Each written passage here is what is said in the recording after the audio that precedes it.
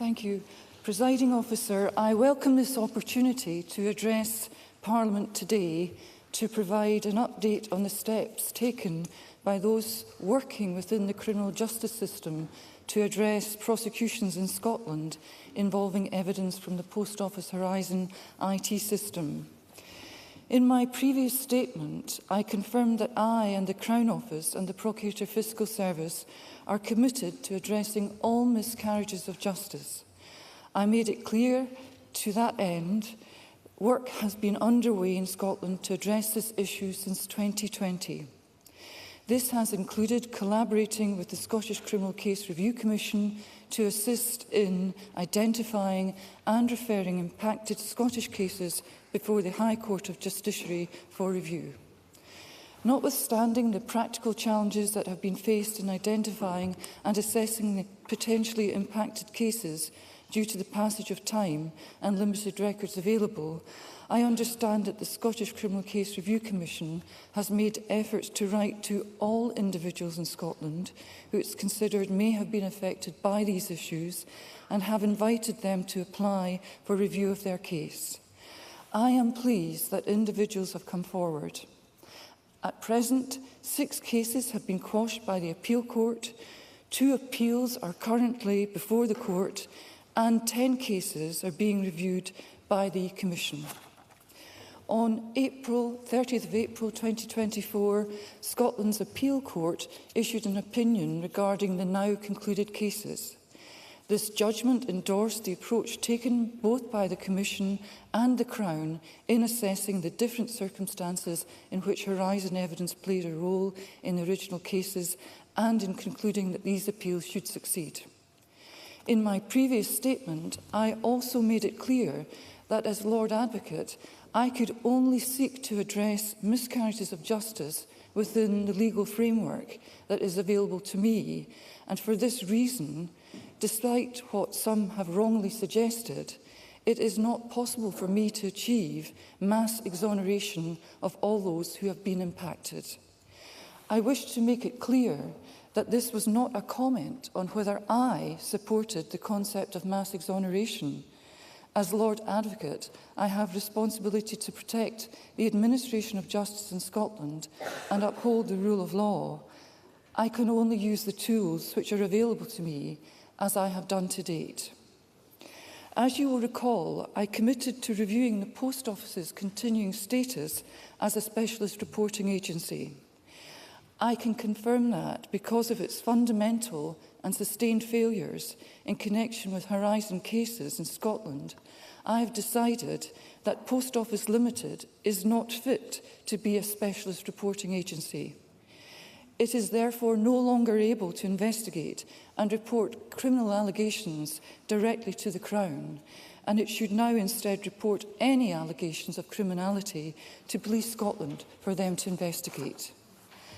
I can also advise that work is ongoing to strengthen the guidance and safeguards that exist to ensure that all Scotland's specialist reporting agencies abide by the essential duties of disclosure and candour in reporting cases for prosecution. On Tuesday of this week, the Scottish Government introduced the Post Office Horizon System Offences Scotland Bill. As the principal legal advisor to the Scottish Government, I advise the Government on the legislative competence of any bills that it seeks to introduce. I exercise my legal advisor functions objectively and independently. While ministers share collective responsibility, the Cabinet Secretary for Justice and Home Affairs has ministerial responsibility for this legislation, and it will be for her to set out the Scottish Government position. I now wish to address questions which have been posed in recent weeks regarding the actions taken by the Crown in response to concerns about the integrity of the Horizon system in 2013. As I previously explained, at no time did Post Office disclose to the Crown the true nature and the extent of the issues with its Horizon system. Reference has been made in this chamber to the findings of the interim report by the independent accountancy firm Second Sight, which was published in July 2013.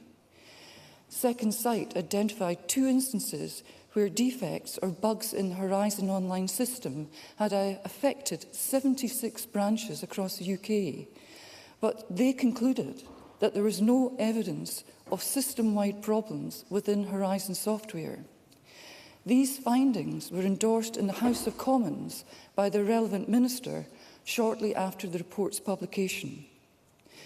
Crown Office officials were given assurances by Post Office that these isolated bugs did not affect the small number of potentially impacted cases that had been reported to the Crown. It was also explained that these cases had been reviewed by the Post Office in light of the report, with no concerns raised. Notwithstanding the assurances provided by Post Office, Crown Office officials, noting that the report recommended further interrogation of the system, requested that the Post Office obtain further expert evidence to support the integrity of the system. As I've previously explained, while this was awaited, Scottish prosecutors were expected to carefully consider any Post Office case on its specific facts and circumstances. Where concerns regarding Horizon arose, prosecutors were advised to suspend prosecutions to await the further expert evidence. In 2015, due to the Post Office's failure to provide further evidence to support the system, cases that relied on evidence from the Horizon system were to be discontinued. The Crown is reviewing its records to identify the cases that may have been affected by these failures in disclosure by the Post Office. 4 cases have been identified that were prosecuted after the meeting in 2013, which resulted in a conviction. Records suggest that these 4 cases involved Horizon evidence, admissions by an accused, and a plea of guilty in circumstances where there was independent legal representation for the accused. They had not been drawn to the Crown's attention by the Post Office as cases of concern necessitating further examination. All 4 of these cases have been made known to the Commission, and I'm aware that 1 at least is currently under review. However, 11 cases have been identified in which prosecutors decided to suspend consideration of proceedings and thereafter take no further action. This was as a direct result of their concerns with the accuracy of the Horizon system and was consistent with the instruction to prosecutors to adopt a cautious approach. This limited the extent of the harm which the Horizon IT system may have otherwise caused. It has been suggested, with the benefit of hindsight, that the Crown should have been more suspicious of Post Office and should have conducted a review into convictions involving Horizon. However, the state of knowledge as it then was is not what we know it to be now. The Post Office, its lawyers and indeed UK government ministers continued to support the Horizon system during 2013 to 2015 and beyond. Some of the evidence before the ongoing Post Office inquiry suggests worrying levels of deliberate and sustained concealment and deception used by the Post Office during this period. Unfortunately, it was only after the English litigation in 2019 that the true nature, extent and depth of the problems with Horizon were revealed. Notwithstanding that, I am committed to reflecting on whether anything could have been done differently by Scottish prosecutors. In that regard, I await with interest the outcome of the UK Post Office IT inquiry and will continue to consider whether any lessons require to be learned. It is then important to remember that at the heart of this issue are individuals who were wrongly convicted of a crime they did not commit. Next week, Parliament will debate legislation designed to address this issue. The opportunity for debate is a development that I welcome, as the merits of the Scottish Government's bill can be considered and debated by you, the parliamentarians who are elected to do so. Thank you.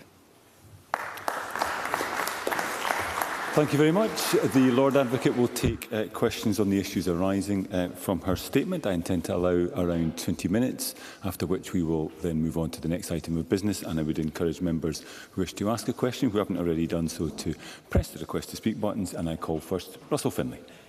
Thank you. I also thank the Lord Advocate for advance sight of her statement.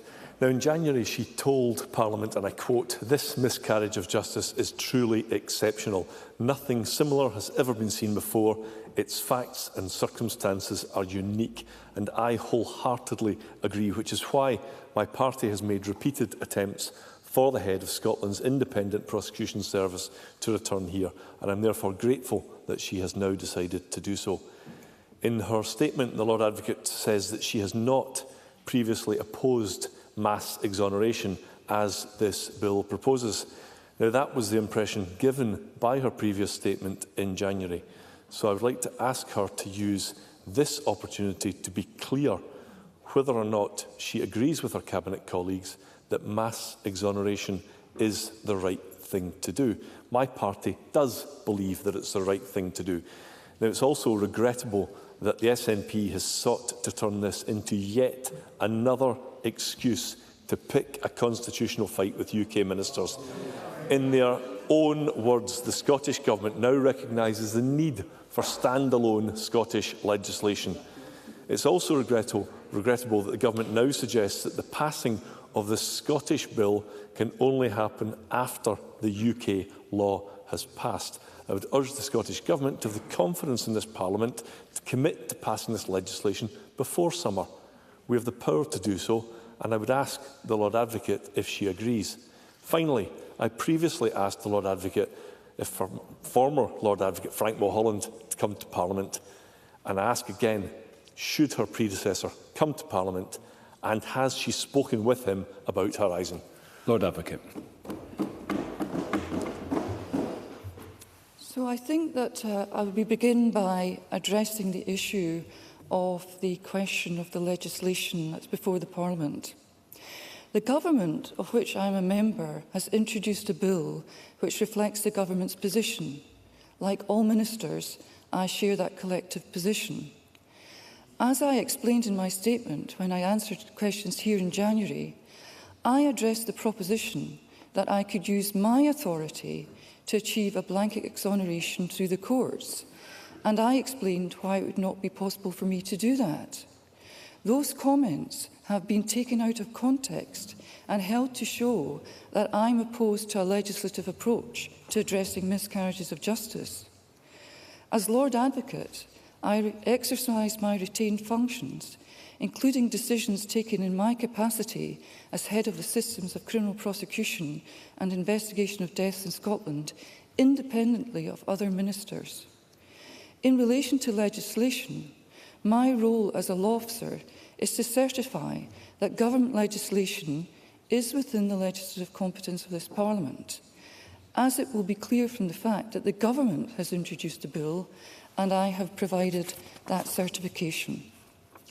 In relation to Mr. Lord Mulholland, I have not discussed these matters with him, but from the material that's available to me and from my understanding as to what happened in the background to these matters, at no stage was Lord Mulholland involved in any matter to do with Horizon cases.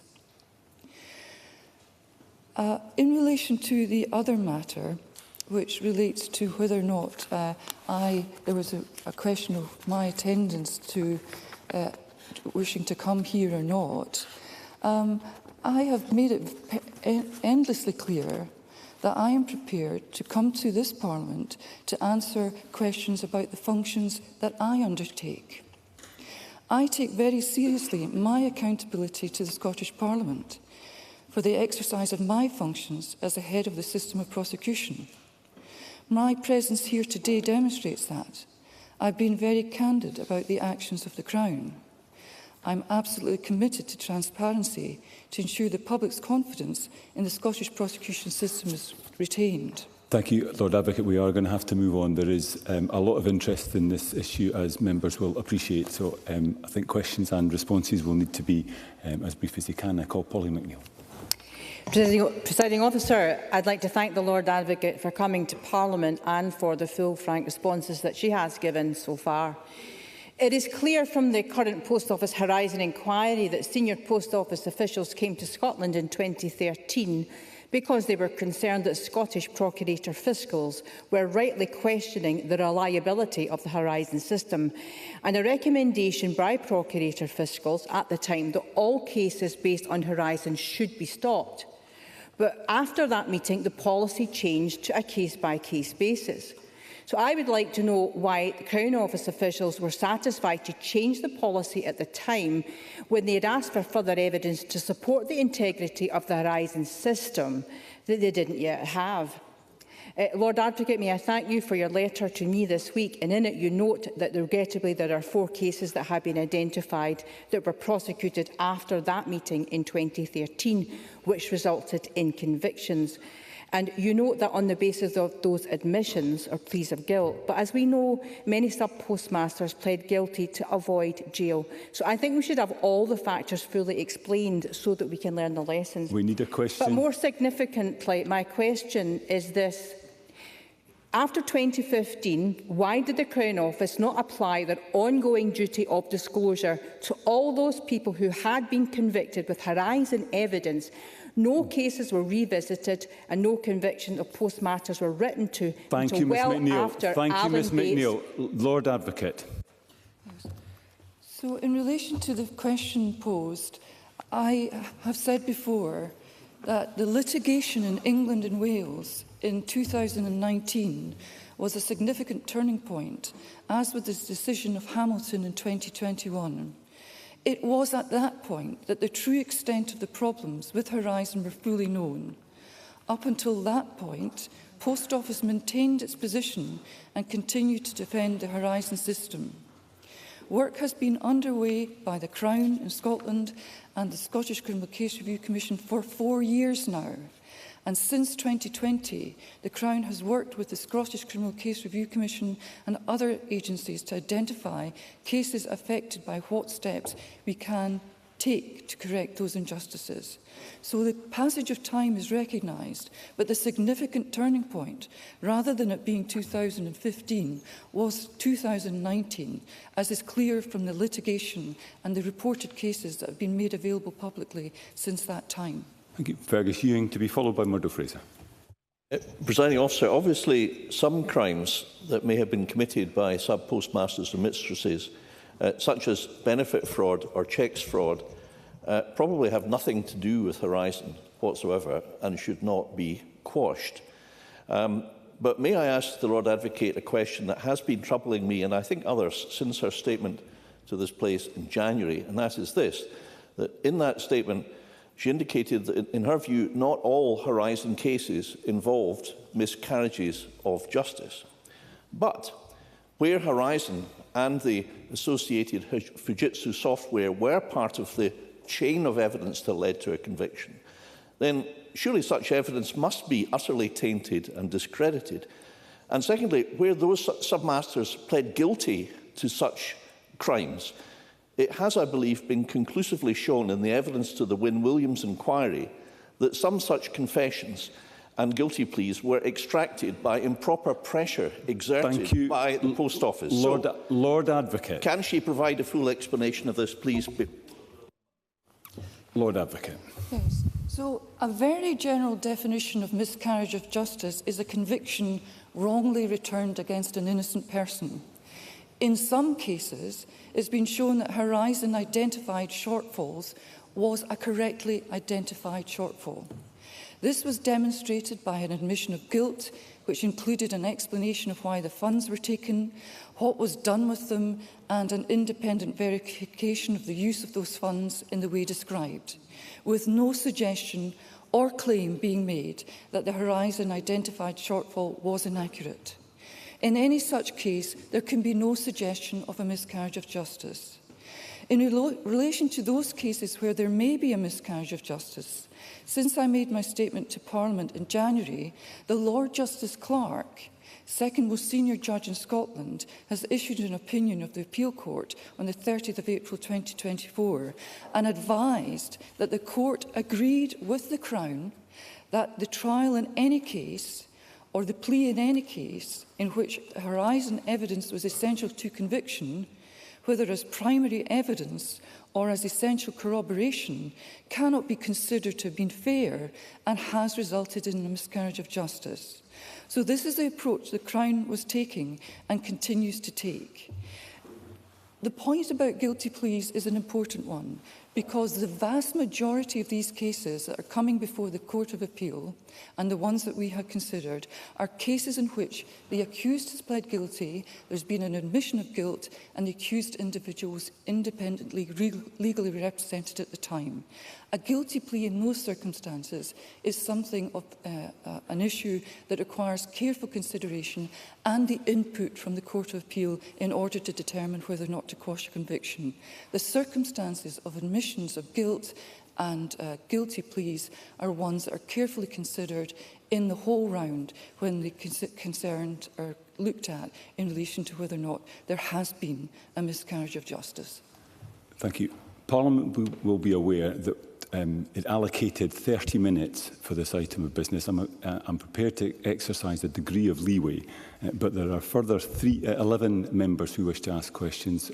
We have now 9 minutes in which to get through that. I do want to get everybody that wants to ask a question in before we move on to the next item of business, but the questions will need to be briefer, as indeed will the responses, Lord Advocate. Murdo Fraser to be followed by Evelyn Tweed. Thank you, Presiding Officer. The Lord Advocate said in their statement 11 cases have been identified in which prosecutors decided to suspend consideration of proceedings and take no action as a direct result of their concerns with the accuracy of the Horizon system.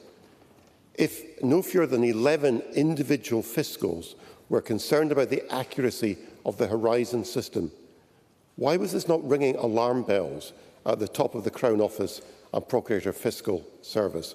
And why was the decision not taken at that point to cease all further prosecution proceedings? Lord Advocate.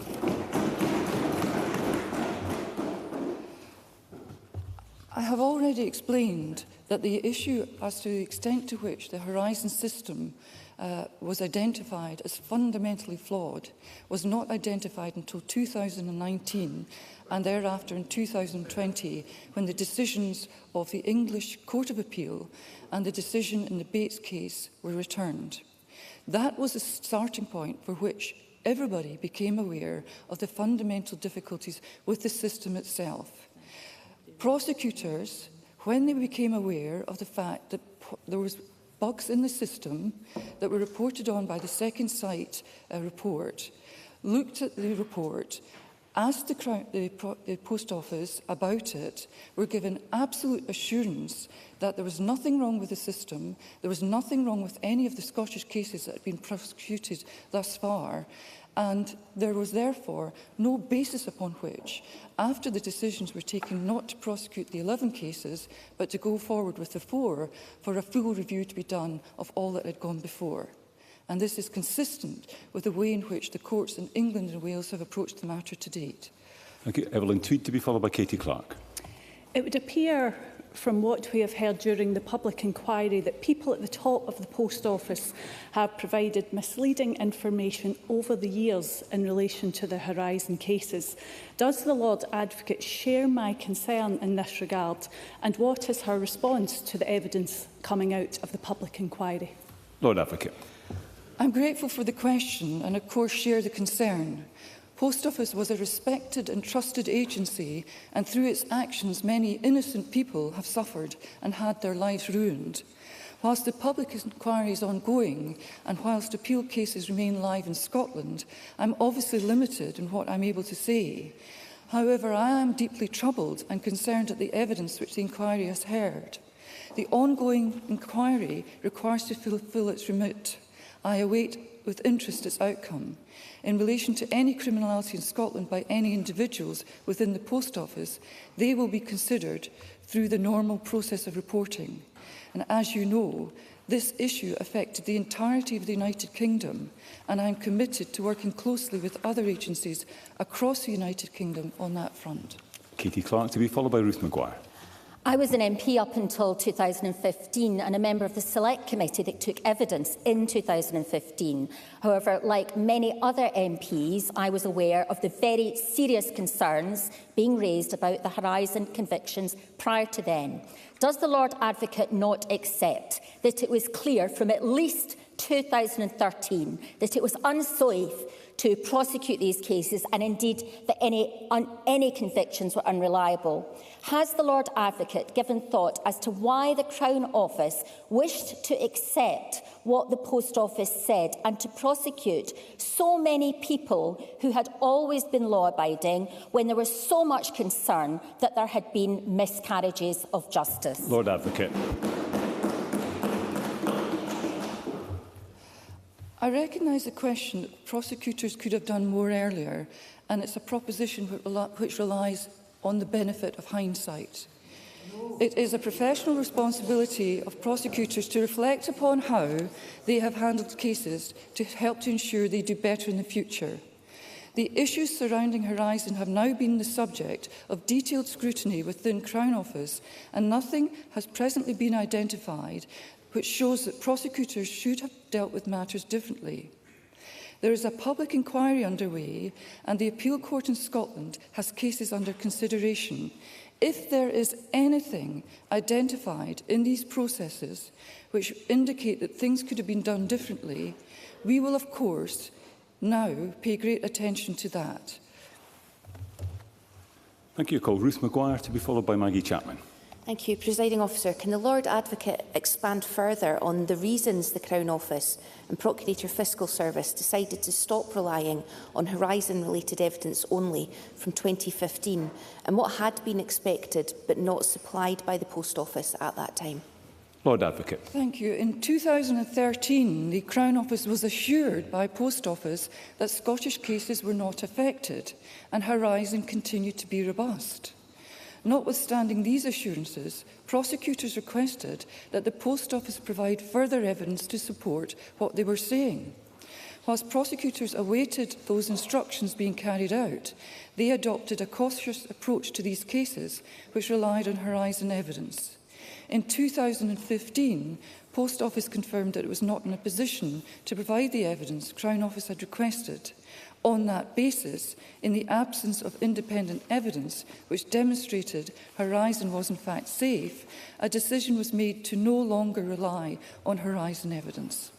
Thank you. Maggie Chapman to be followed by Claire Adamson. I thank the Lord Advocate for her statement. She speaks of convictions which have already been quashed by the High Court, and also of two which are currently before the Court. What we don't know about are any cases in which convictions may have been upheld by the High Court or where the High Court refused to give leave to appeal. If such cases exist, they will be excluded from the bill as presently drafted. What assurances can the Lord Advocate provide that such cases that have already been considered by the High Court will have been given a fair hearing, given that more and more information is coming to light through various routes, including the public inquiry, which is still ongoing? Lord Advocate.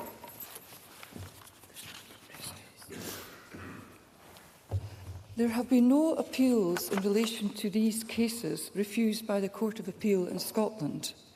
And for that reason, it's perhaps of some comfort to Ms Chapman to hear that. Insofar as the ongoing process is concerned, the Court of Appeal is looking at these cases individually and with great care.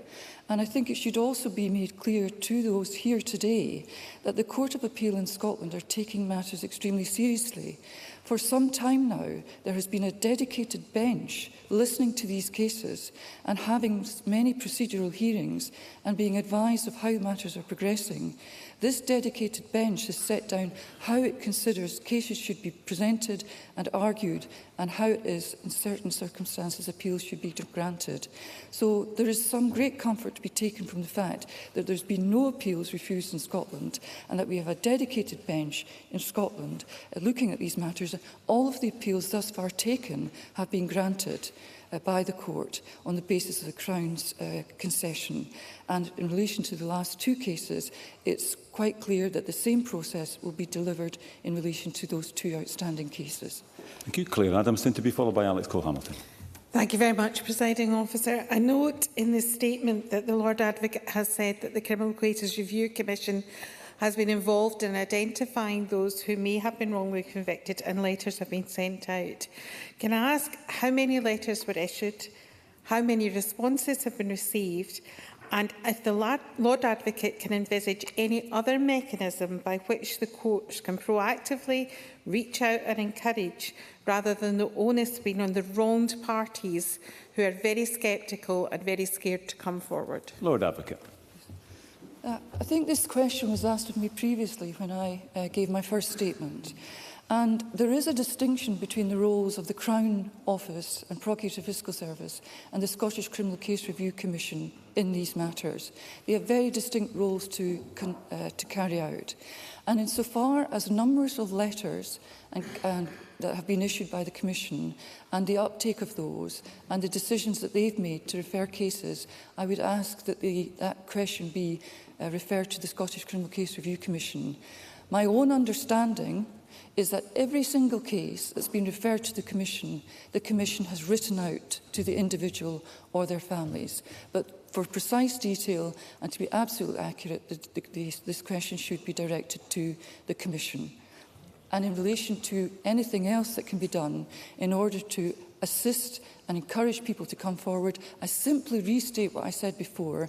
If you consider you're a victim of a miscarriage of justice in these matters, come forward, you will be supported, you will be given assistance, and you will be supported by the Scottish Criminal Case Review Commission.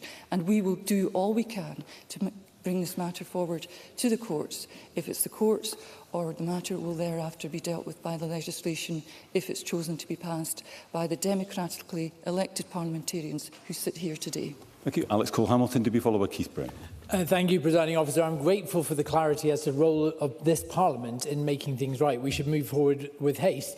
It's right that the Post Office has now been stripped of its status as a specialist reporting agency. It deceived everyone at every turn, laying down a smokescreen of lies long after they realised they were at fault. People paid for that with their livelihoods and, in some cases, their lives. Can the Lord Advocate advise as to what lessons have been learned and safeguards employed within those specialist reporting agencies that remain, and within the COPFS that receives their reports, to protect against similar unsafe prosecutions in the future? Lord Advocate. So the question is in relation to specialist reporting agencies and what can be done to ensure that they meet the legal framework within which they operate, which includes a duty of revelation and a duty of disclosure. These are obligations placed on the Crown in Scotland, and these are obligations that the specialist reporting agencies should understand that they need to take very seriously. There plainly was a complete abdication of the responsibility of the Post Office in the special status that they were given, which has resulted in the terrible consequences of these cases. So work has been ongoing in Crown Office to revisit the advice, support and direction given to specialist reporting agencies, and to tell them again about the law that they need to operate within, their duties of revelation and their duties of disclosure. So we have reflected, and we are not beyond reflection in looking at these issues. We are continuing to revisit how it could be that there should be such a complete and utter abdication of the legal rules that apply to specialist reporting agencies as came about in this particular case. Thank you. Keith Brown to be followed by Jamie Green.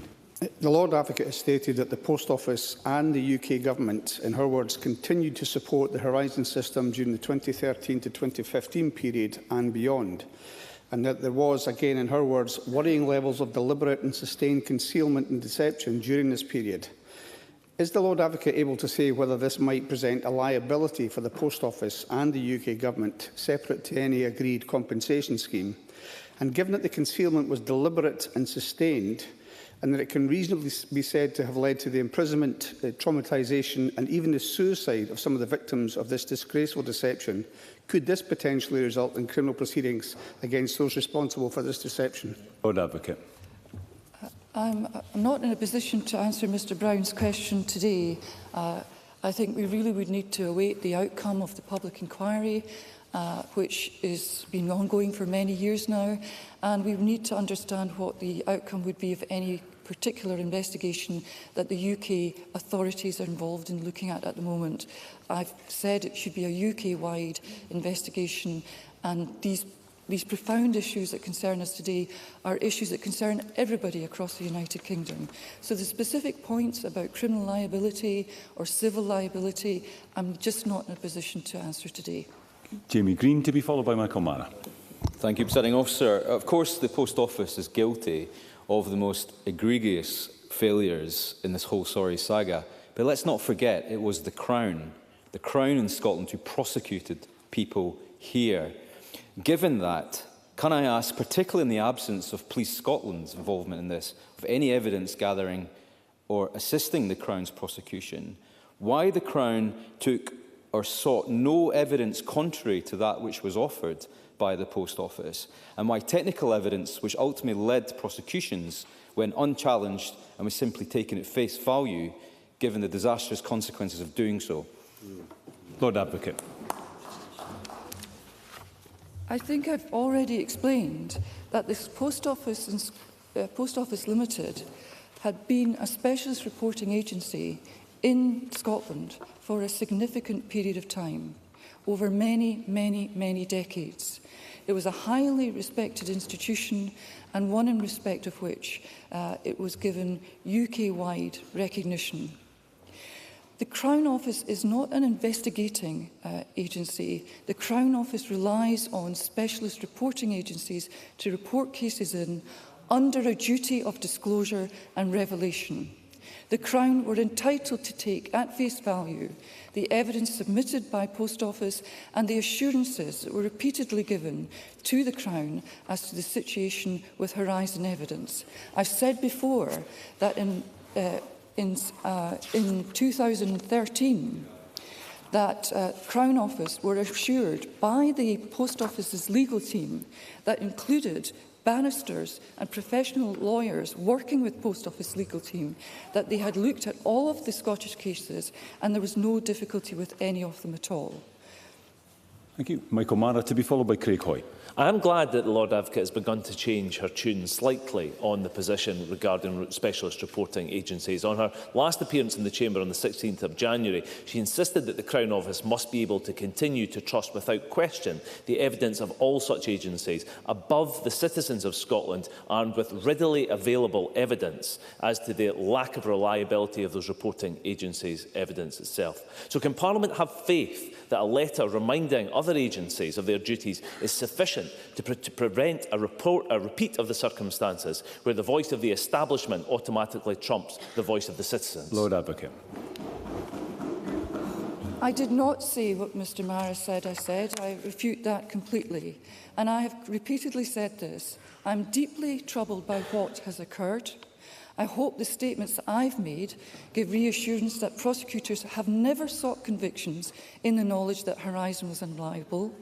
All prosecutors were acting in good faith on the basis of information supplied to them by the Post Office.